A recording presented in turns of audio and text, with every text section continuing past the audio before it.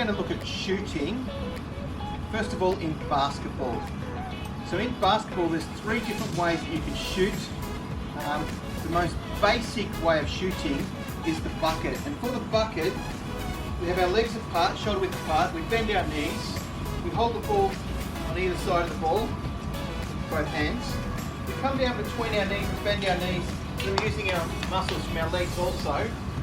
And then using our shoulders, our arms, our back and our legs, we can bring the ball up like so.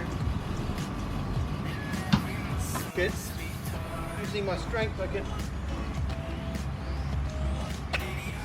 get a lot more height because you've got a lot more strength. So for little children, if the basket's very high for them, then they've got a lot more chance by using a softer ball. Here, Eleanor. Using a softer ball and by doing the bucket. Eleanor, you come and do the bucket now for me. You just do it up in the air. Ready?